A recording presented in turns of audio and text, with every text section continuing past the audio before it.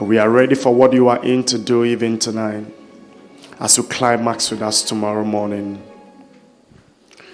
Our prayer is that we become the kind of people you look down on our relationships and marriages and become so proud of, and boast and say that these are those who understand my love that I express towards them. How I pray that we will become the hope of the redemption of our generation, a generation that is broken because of no love, a generation that is hungry for love, a generation that has corrupted what it means to love. That will be a people who exhibit true love in every facet of our lives. And so give us an understanding about this mystery that is your personality. Thank you, because you are here tonight. In Jesus' name, amen. Yesterday I told you that if Thank you. If your partner is here, you have to sit together. I remember I said that, right? So, if you know some partners who are sitting apart, please advise them to relocate quickly.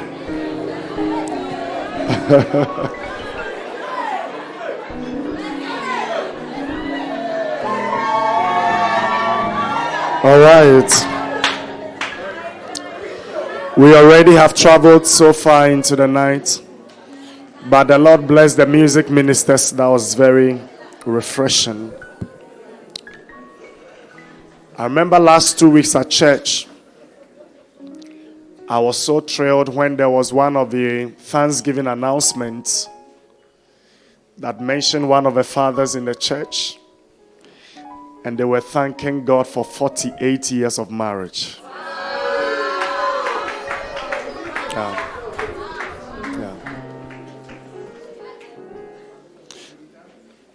I believe it is possible. Yeah. And if you want yours to be possible, it will be possible. Yeah. Sometimes there are things that you become so desperate for, you are ready to sacrifice everything just to attain that. One of such things is attaining heaven. There is nothing ever too important than making sure you attain heaven. Of course, it is by believing in Jesus, but nothing coming your way to become a hindrance. But the other thing that you would never want to trade is an opportunity to have a loving and stable home. A beautiful opportunity to grow old with your husband or with your wife. Or tell yourself, it will be possible in my life. Did you come with your flowers?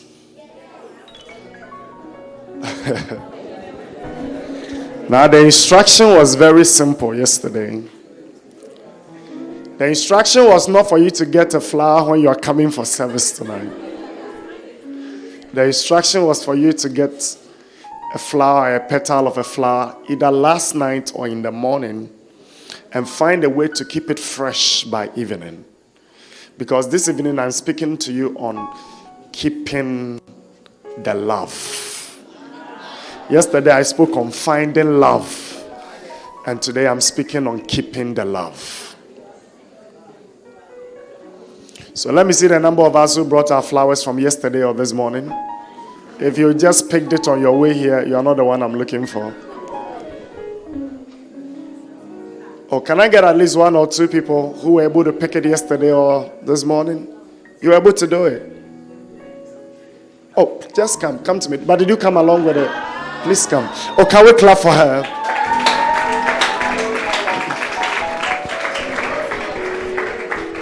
Wonderful. Who was able to do it?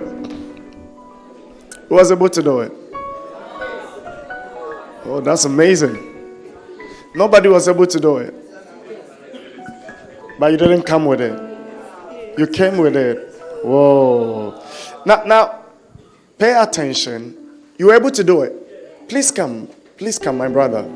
Oh, can we put our hands together for him? The great dancer, please come.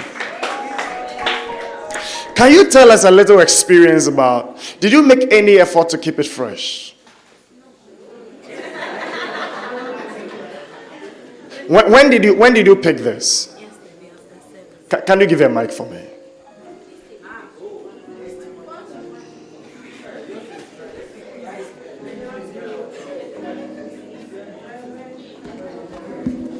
You picked it when? Yesterday after service. After service. How did it look like this morning? It was like this.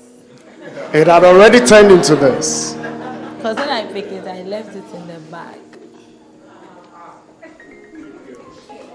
That's perfect. So it's this way also because of where you kept it. It was kept in your bag, so by the time you picked it, it was already dead. Yes. Thank you. Thank you for your honesty. Please give it to my brother. When did you pick the flower? Today. Which time? In the morning around 9. All right. Yeah. How did it look like the time you picked it? It looked brighter than this. Okay. Yeah. And it was a bit straight, unlike now. Yeah. Now it seems to be slipping off like a bit. What has happened to it? What has accounted for this? I think it was an enclosed space. Okay. Yeah. Where you kept it was an enclosed space. Yeah. Can we put hands together for our brother?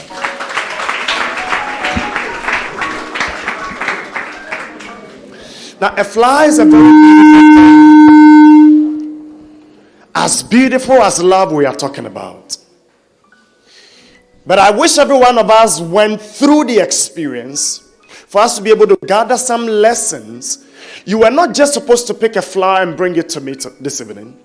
You were supposed to pick a flower and see how you can keep it fresh. Now, can somebody tell me, if you pick a flower from a tree or a plant, what would be the best way to keep it fresh? Sorry? In water. So you keep it in water. Did I hear somebody say you keep it in the fridge?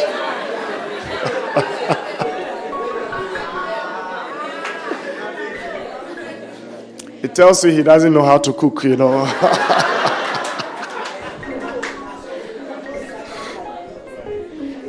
Now, let me tell you a few lessons we can learn about making an effort. Thank you.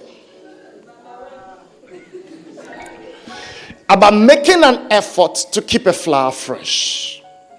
The first thing you identify is that it is difficult to maintain the freshness of a flower if it is disconnected from its source.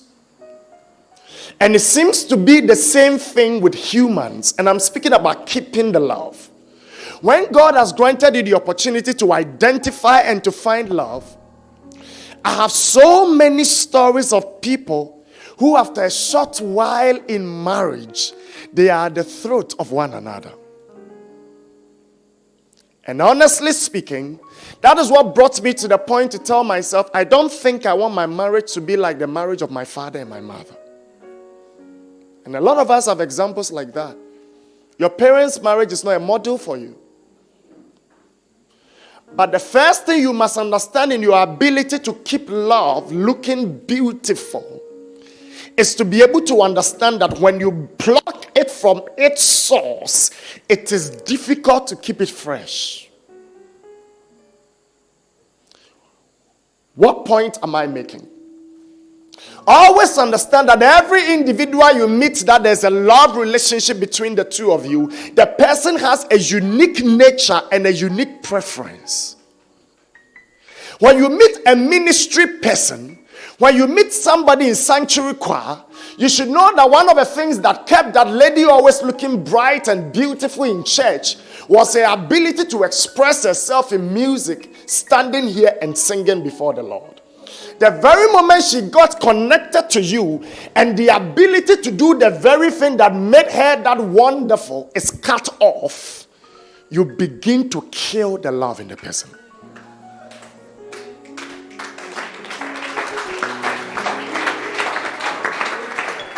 And this is such an important truth. If there's a love relationship between you and anybody who's been called into ministry, I can tell you that relationship will not go far if you are not the kind of person who is adding up to the person's ministry growth. I can tell you that for sure. You might not be doing anything wrong, But it looks as if when you become too much of a burden to him to stay pure, which he feels is a hindrance to his ministry advancement, he begins to think that you are taken away from his ministry. He might drop you along the way. There are people who have the nature of, and that's why you should know people before you go in for them. There are some who really like outing. Yeah. And guys, let me tell you this, especially those of us who love to pray. A lot of us are so prayerful that we don't know anything about outing.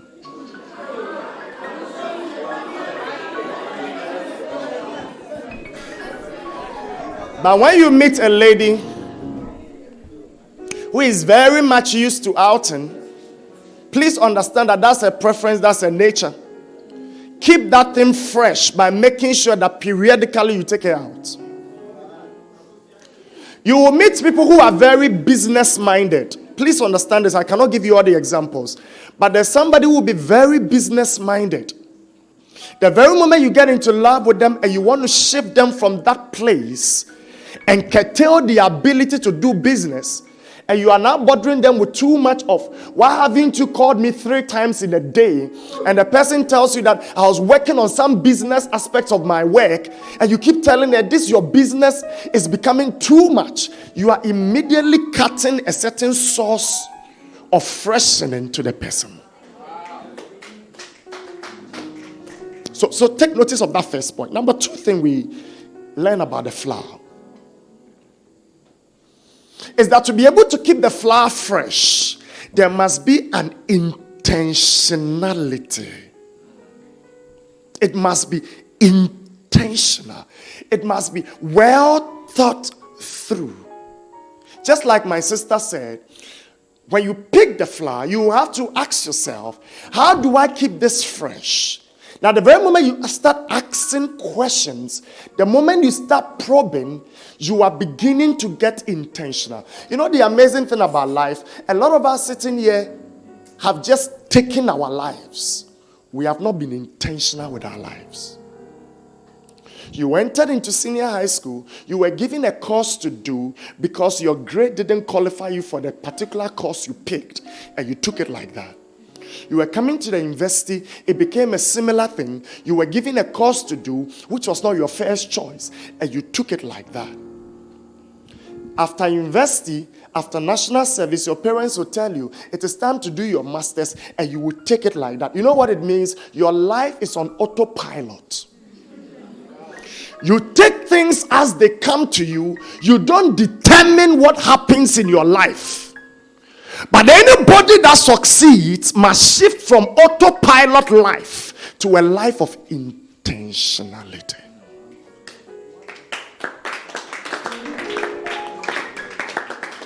Now, this is very important. And I say this because a lot of people want love to work by magic. And I'm telling you today, even when you have heard an audible voice from heaven saying, Julian, your wife is supposed to be Michelle. Any Michelle in the house at all? When God has even put it together, when God has even initiated the whole relationship, it's still not automatic that it will survive. And that's one mistake we make. It still requires some work, some intentionality. Approaching it with intention. I want this thing to stay. I want to keep this love. And so I think through it and I work at it. Number 3.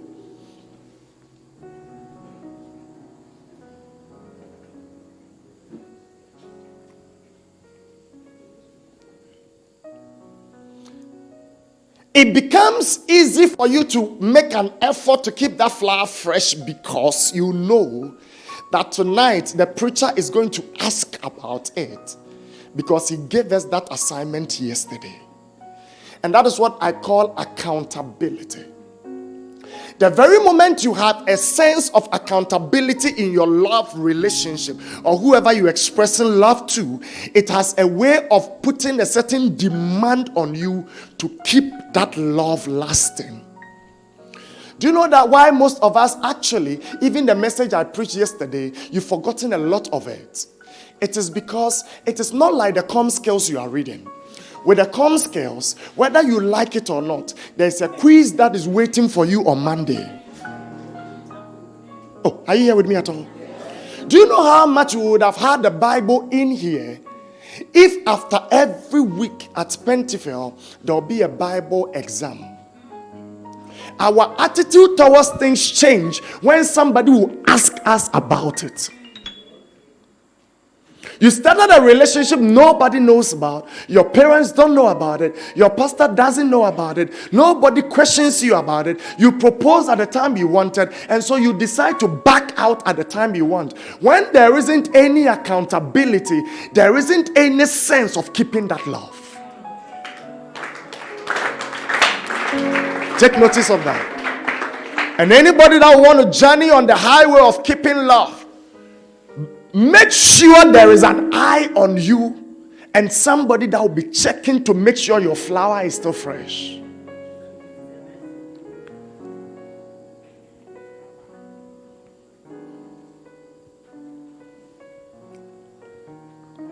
So you understand nature, you understand people's preference, you understand accountability.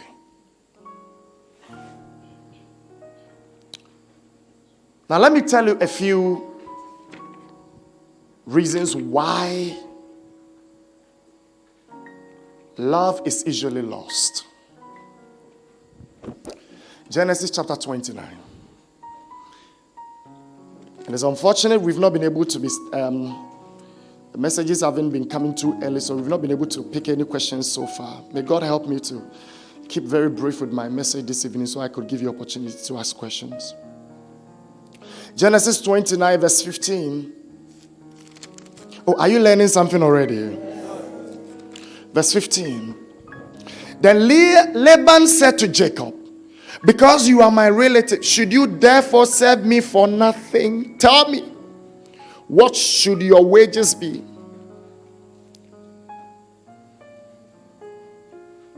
Now Laban had 2 daughters. The name of the elder was Leah, the name of the younger was Rachel. Leah's eyes were delicate, but Rachel was beautiful of form and appearance. Now listen to this. Now Jacob loved Rachel, so he said, I will serve you 7 years for Rachel, your younger daughter. Laban said, it is better I give her to you than I should give to another man. Then it is interesting to find out that it is Laban that put a blank check and said, what will be your wages? And he says that I will serve you 7 years. Now, what would you have said, my brother? When did you why delaying for 7 years? We would have said, I'll serve you maximum 2 years.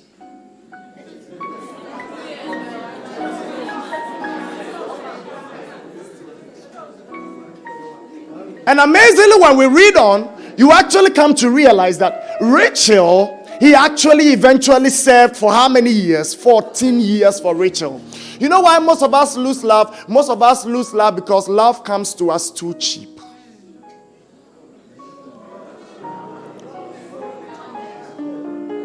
Oh, am I dialing somebody's number this evening at all? Some of us, love comes to us too cheap.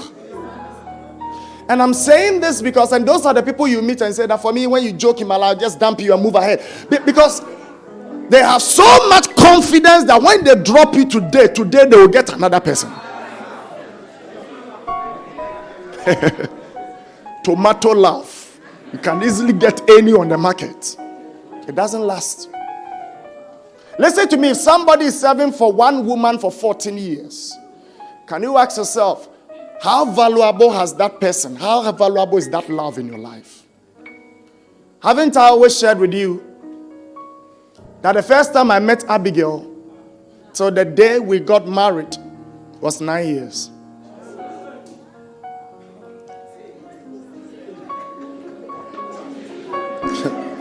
I knew her for 6.5 years, and we were in a relationship for 2.5 years. And probably I've shared this with you before. The very thing that kept me anytime I wanted to break up with her in a relationship was the mere fact that that love did not come cheap. I had taken years to pray and consider. I had been confused about others, and yet I still stuck to her. So when I am confused about some attitude and want to break up, my simple question is, if I waited for about 6.5 years, how long do I need to wait before I decide to break up? And by the time I take such a decision, latest by 2 weeks, I've gotten over the difficulty and I'm back in love with her. When love comes to you so cheaply, you dump it so cheaply.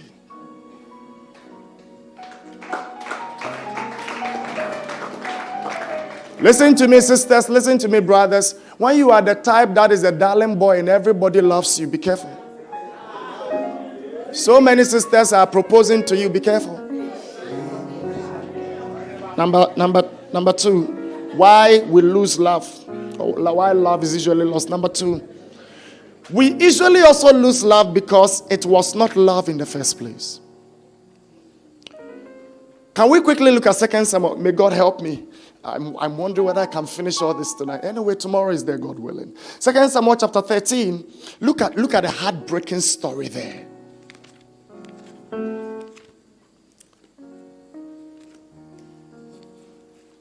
Somebody there already, you could help me. 2 Samuel chapter 13. Osofo, bless you. Osofo Bright, I have not asked you, are you in a relationship at all?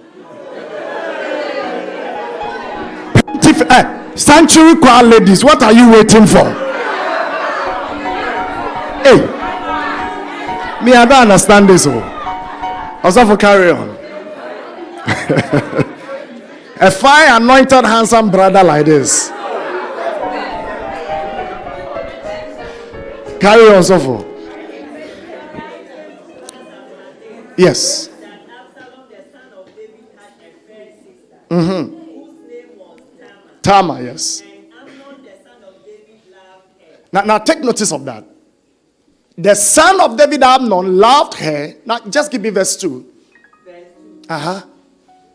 And Amnon was so vexed that he felt sick for his sister Tamar. My verse says that Amnon was so distressed over his sister Tamar that he became sick. Obsessed with love. Intoxicated with love. But interestingly, let's fast forward to verse 15. Number 15. And then verse number 30. Then Amnon hated her exceedingly, so that the hatred wherewith he hated her was greater than the love wherewith he had loved her. It's okay. I don't understand it. Can somebody help me here? This man is obsessed with love, and in a matter of one day of his way of expressing love, after his way of expressing love, that same day, he hates her with a hatred greater than the love he loved her. You know what? Love can easily be lost because it wasn't love in the first place. Be mindful of infatuation. And I have been there before. I had only one person in relationship, Abigail, and she's my wife now. But I can tell you, there were several ladies I felt attracted to. It's part of a journey. It's part of it. You see, I'm giving somebody's password. He loves all the ladies in Pentefel.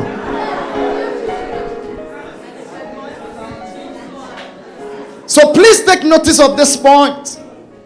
It wasn't love in the first place. Listen to me, sister.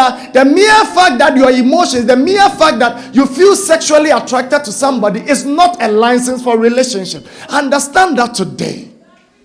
So long as you get close to somebody in friendship and in closeness, sexual attraction is bound to happen. And that's why you should be careful the extent of closeness that you get to with people, especially of the opposite sex. So it's no big deal that your heart missed a beat. Heart missing a beat is a normal heart phenomenon. Number 3. Love is easily lost when continual warnings are ignored. This is so important.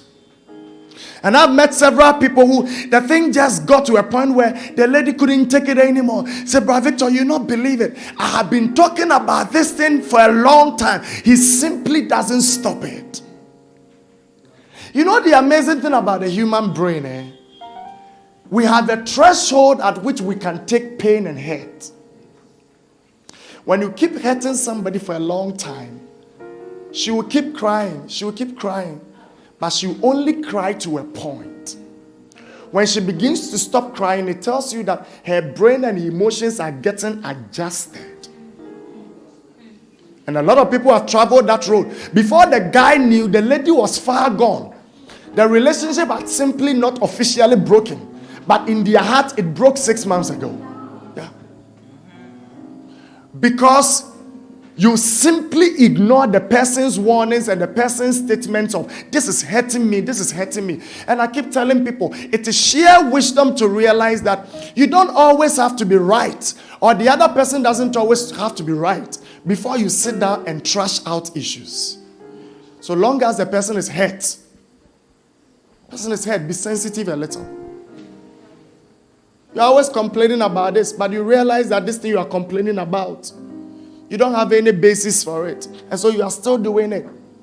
Well, the person doesn't have any reason, but the long and short is that she is hurt about that action. If you don't stop it, she gradually adjusts to a point where she's no more into that relationship as much as it used to be. Number 4. Love is lost when there's so much of monotony. Nothing fresh. No initiative.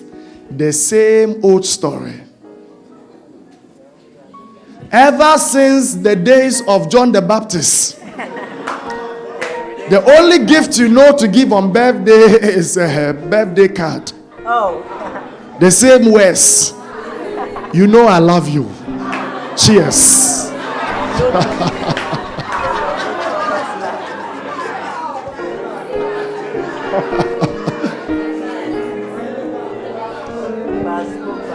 The same thing. There's no other place to take this lady on outing. If there's any outing, let's take a walk on the school bus road.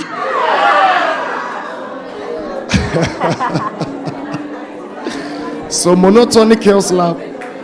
Number 5. Number 5 is overindulgence of your emotions. Now, this is a key thing, and it's a painful thing. I've seen a lot of people sit before me, and they have no choice but to break that relationship simply because they have both brought themselves to a point where the best thing is to break the relationship, but they are still in love. Yeah. Listen to me. When the Bible tells you don't touch, you better don't touch. Because when you give a touch, sometimes it is very difficult to stop touching. And I say this, that there are people who have really gotten themselves entangled in so much addiction in their relationship. Almost every time they will have to meet, there has to be some form of romance. And they know this is heading for trouble, that because they have applied all the principles, it's not working. And I've seen several situations like that. They simply had to end the relationship. That was it. And yet you knew these people are in love. So it's one of the things that kills love. And you have to check it. Number 6. Taking each other for granted. Songs of Solomon chapter 5.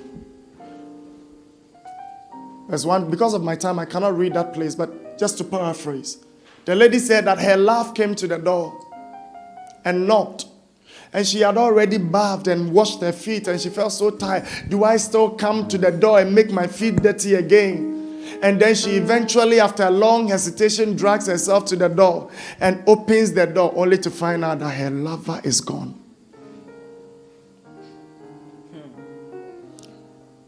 At a point, I realized in our relationship that Abigail loved me probably more than I loved her.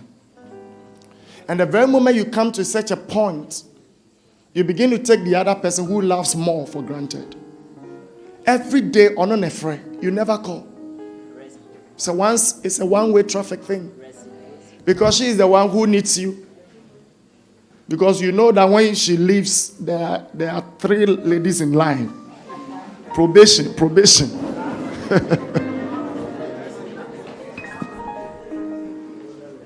So when you start taking each other for granted, you don't care about how the other person feels. And I have actually seen people in relationship who bang doors on each other. He's pissed off with something he said. Get out of my room. Bangs the door. Because she knows he will definitely come back.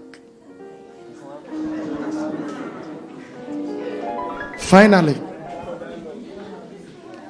one thing that kills love is the fact that people change and conditions do change. It kills love. Let me tell you. Let me look for one of the sisters as an illustration. My sister, you raised your hand. Please come.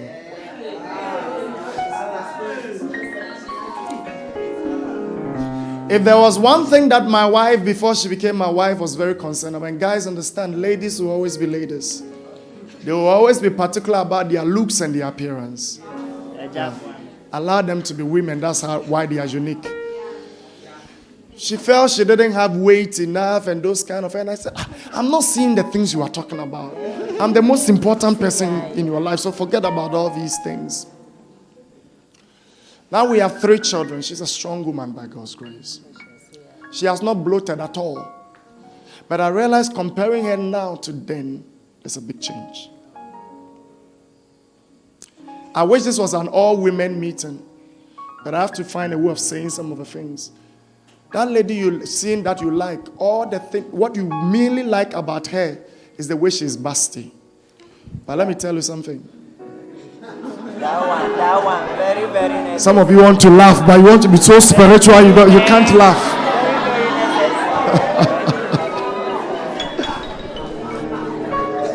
And whether you like it or not, when you were a baby, that was what fed you now.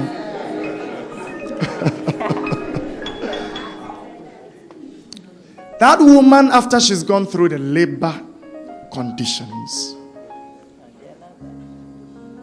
One of my brothers spoke to me recently. He said, Brother Victor, my problem with my lady is that the thing they are too small. I said, when did you see it?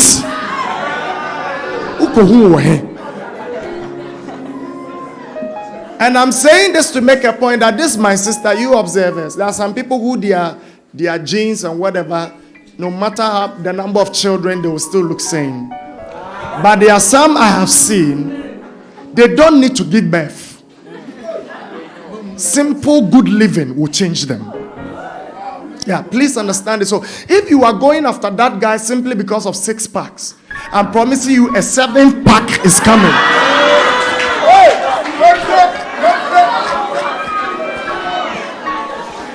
Thank you. So please, people change. Conditions change. What is the motivation of your love? Is it hooked to conditions? You probably have no idea that you are actually loving that lady simply because of her hairstyle.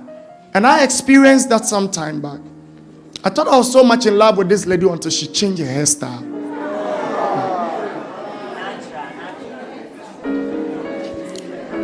So now how do we keep the love? Let me try to move fast on this. I give you a few points and I'll end there to pick some questions that we'll continue tomorrow, God willing. How do we keep the love? Number 1, keep focus on just one person. Now the Jacob and Leah and Rachel story doesn't fit in perfectly, but sometimes when you think about the fact that Laban deceived him, it still looks as if it fits. The Bible actually tells us that after he finally got Rachel, Bible says that he loved Rachel more than Leah. Now you wouldn't want that to be in any home, but when you understand that Leah was imposed on him, then you could understand that Jacob was faithful to his first love. The coming of Leah never weaned or reduced his love for Rachel. It is Rachel I loved, and it is Rachel I loved no matter the presence of Leah.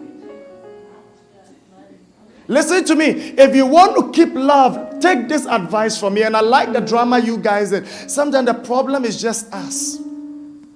Our value system. And how we've developed over the period. In keeping focus on one person, I keep telling people, kill what we call GREED.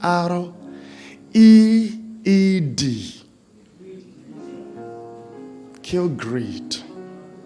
Guys, one thing that makes us unique from the women is that we are very much moved by this. And that's why Sanctuary Choir, when you come to minister, the brothers who look at you and raise hands are not only raising hands because the songs are good, but if they don't keep focus the way you are. No, and those things matter. Maybe another day I'll come and talk on dressing. Nobody should restrict you in the way you dress. You should feel free. However, the limit of your freedom should be love. When you know that it has possible effect on the next person. Wow. There's one of the girls I don't want to mention. She actually came through Pentefel. And I praise God that those times when she was young, I didn't take advantage of her, though I was a young Christian. I'll go and teach her in a house as a family friend. She was then in JHS. And she will sit on that small stool. I'll be standing as teacher. And this girl, you understand the story, isn't it?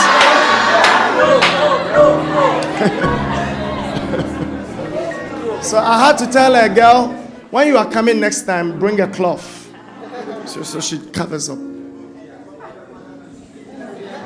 Keep focus on one person. Listen, even when you have the most beautiful lady in Pentefel being your sweetheart, I can promise you that tomorrow you'll meet a lady from Aposa who is more beautiful than her.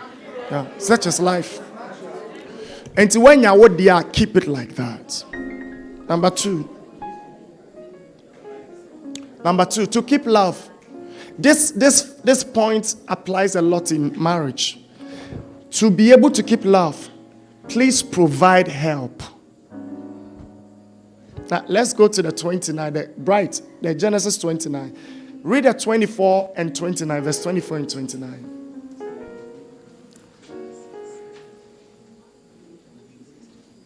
And observe something amazing. Recently, I took notice of that. It's a beautiful culture of the people of the Near East. Yes, carry on. Genesis 29, 24 and 29. Okay. And Laban gave unto his daughter Leah Zilpah his maid for an handmaid. Then 29. Verse 29. And Laban gave to Rachel his daughter Bilhah his handmaid to be her maid. Now, what do you think was the sense in this? Myself and my wife have been looking for somebody to be a maid in the house to help us, a house help. We've struggled to get one. Because it's not easy for a woman to take care of 3 children and she works. She's a mother, she's a wife, she's a worker. I respect that woman. The sense in giving servants in the Near East, the Asian Near East, was to tell us that whilst you go into the marriage as a wife responsibility is work.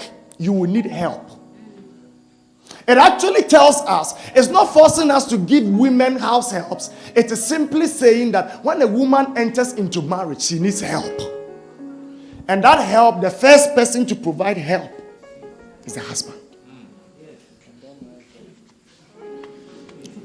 Listen to me. The days where we thought that it is women who will go and do all the laundry is past and gone. Oh, are some guys in this house?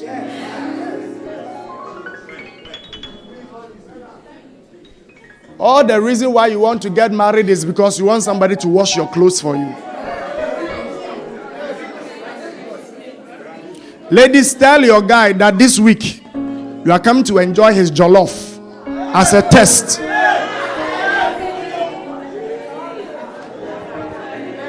So that's the second thing that keeps love. Now, keep this as nugget for you. You try it in your home and see the way your wife will respect you. And the days that I get the best, give you on the cheek.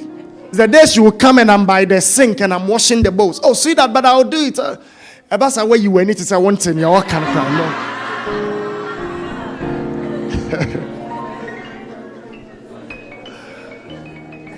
no. Be ready to provide help. Number three, to be able to keep love, do what we call self-improvement. Improve yourself. Enhance yourself a bit. Brother, that sister used a lot of faith to say yes. Though you didn't know how to dress well. After relationship, enhance yourself a bit. When this lady has bought you roll on all this while, you don't know the message she's telling you. It's a very indirect message.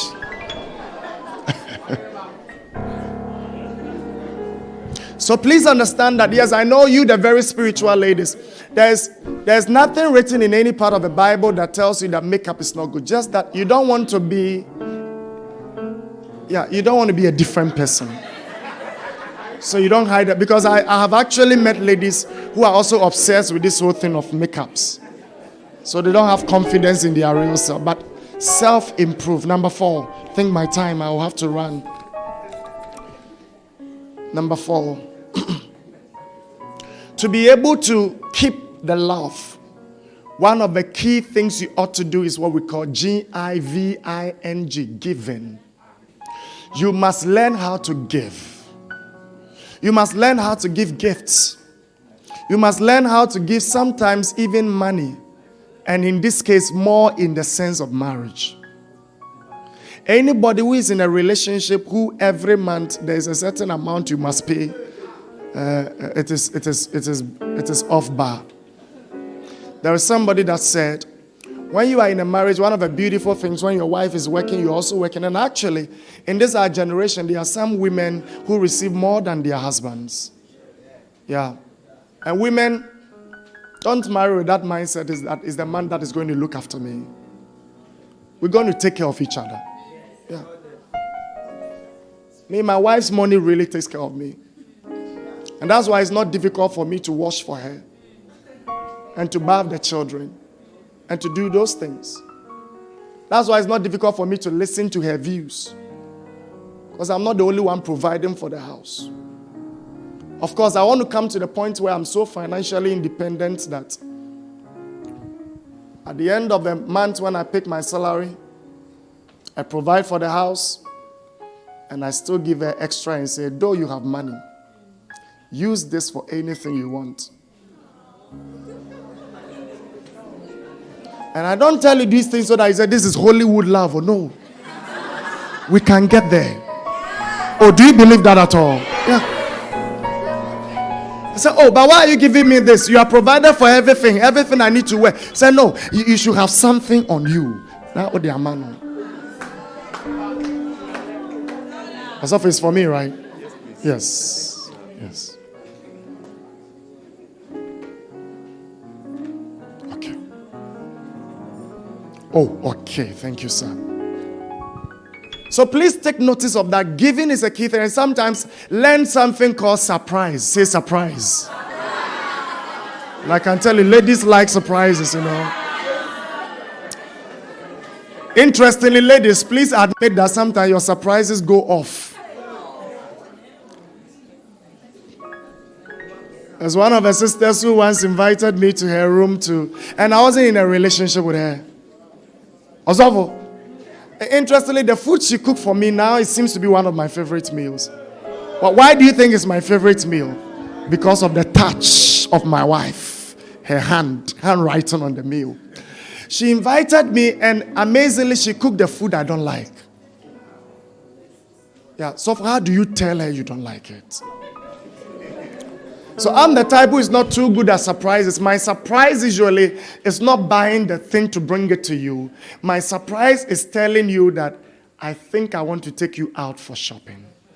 Now there's a way you would do it, because I realize that a number of times when I want to get something I struggle to make a right judgment. A lot of guys, that's our weakness. So the surprise is not getting the thing. The surprise is letting you know that today I'm taking you for shopping, though you didn't expect it. And that's surprise enough. Okay? I know of a story where a man surprised the wife with a house. And the woman got mad. Yeah. So that's why when I'm speaking about this, I speak about it in all his phases. Now why are you saying, hey? Well, another day I'll talk about that. But she wasn't happy, and I wouldn't have been happy in that context. When we all know the situation of our financial state in the house, I mean, building a household, that means you acquired the land, did all the building for the number of years it took, and it's not as if, I mean, we build family, there are some things that cannot be surprises. A whole house where we will stay, and I have no idea that we are building a house until the day that it is finished, and you say, see that. So, surprise, but be careful how you do it. Next, please. Next is appreciation. Say appreciation. Please note that this is one thing that keeps love a lot. You know what? We live in a part of the world where we easily see problems and see mistakes than we see positives to appreciate. When people begin complaining about their partners, just give them a list to begin to list the positive things. And most of the time, the positive things will outweigh the negatives. When your partner does something good, find a reason to applaud. Once I was surprised when we were on campus in my first degree days. A sister passed by, as myself and one brother were walking, a sister passed by. And the brother just paused and said, sister, God bless you for dressing well. I said, wow. I said, it's true. We have always been talking about sisters don't dress well. Sisters don't dress well. When did we talk about sisters who have dressed well and applauded them for dressing well? So in the love relationship, by the words you use, appreciate by words, appreciate by gifts. Sometimes appreciate by some form of public acknowledgement. How do you think my wife will feel she was sitting here and I was saying all these things about her? So sometimes when you have met a friend, oh, Charlie, help me thank this wonderful lady here. They will feel good about it. You don't have the money to buy something big, but that kind of a well-chosen public acknowledgement is a big appreciation to the person. Next thing that helps to keep love is by checking your temper. Please, check your temper. Oh, are you still in the house at all? Everybody can be mad, oh. But everybody must learn how to bring his temper under the cross of Jesus.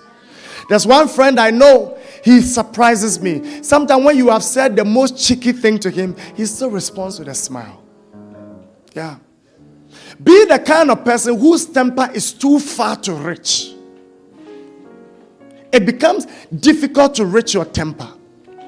Recently, my wife passed the comment, told our little boy, your patience is just like your father.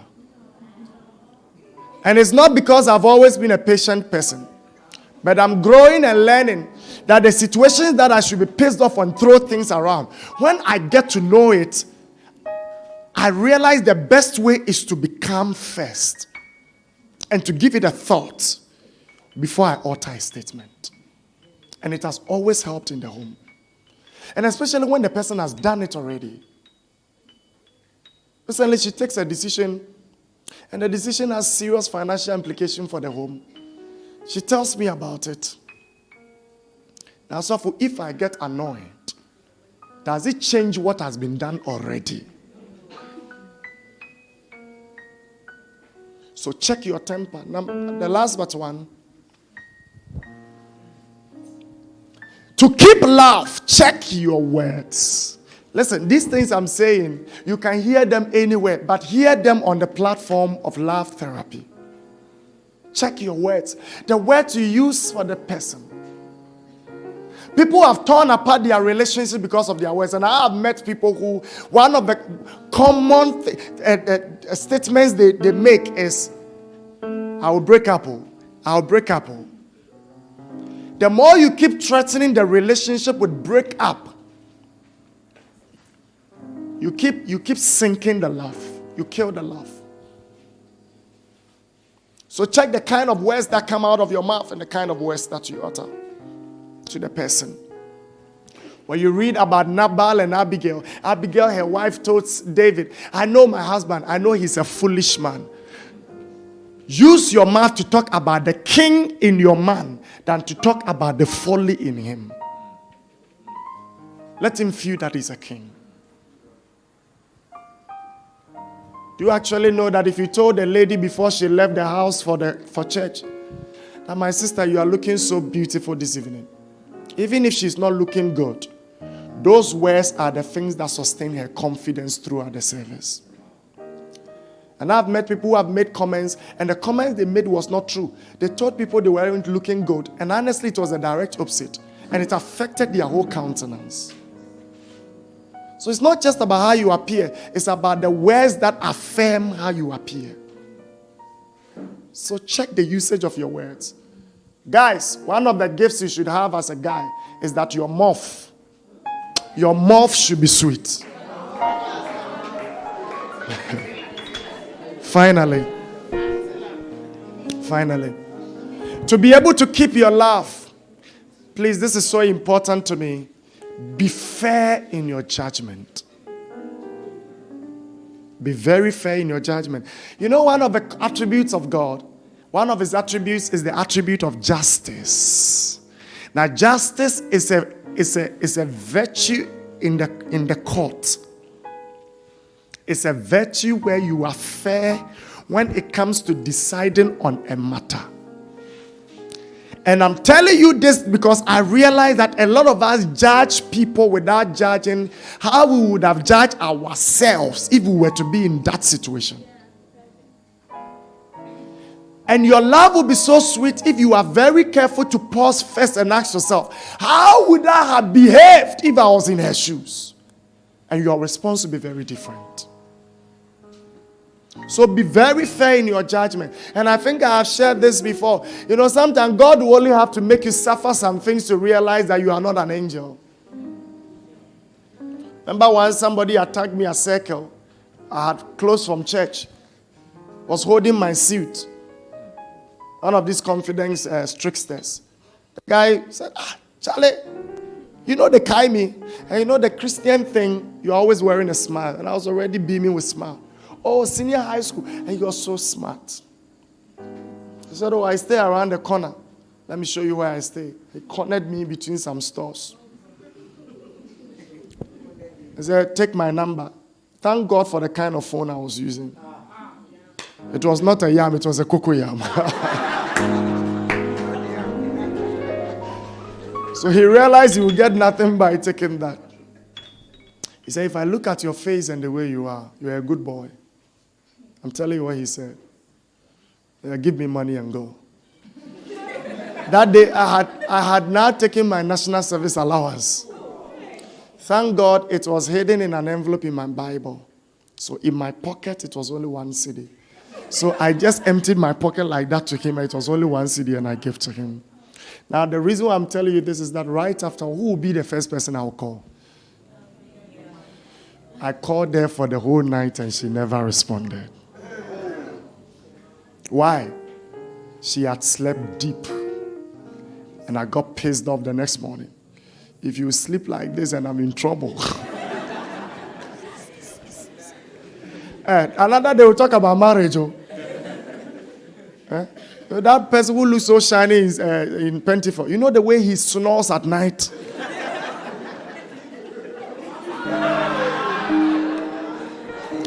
Now, do you know how I changed my mind about this whole thing? It was when once she also went into a similar situation. My phone was very close to my ears. And she called me the whole night. I couldn't respond. Why? Because I was extremely tired. The next morning, she said, I called you. I said, really? I checked my missed call and it was true. From that day, I stopped complaining about she not picking when she's asleep, picking my call. Listen, a lot of our temper things will stop when we simply put ourselves into the shoe of the other person. It has helped my home. It will help you and help your home. Be fair in your judgment. And I tell you, this quality is not even for relationships alone. The way you judge your president, the way you judge your men's leader, your women's leader, I tell you, leadership is not an easy thing to do. Sometimes give people room to make mistakes, because if you are there, you would have made even a far bigger mistake. Don't judge them as if you know everything. Sometimes it is pure wisdom to be just and fair in the way you rule on issues. God bless you.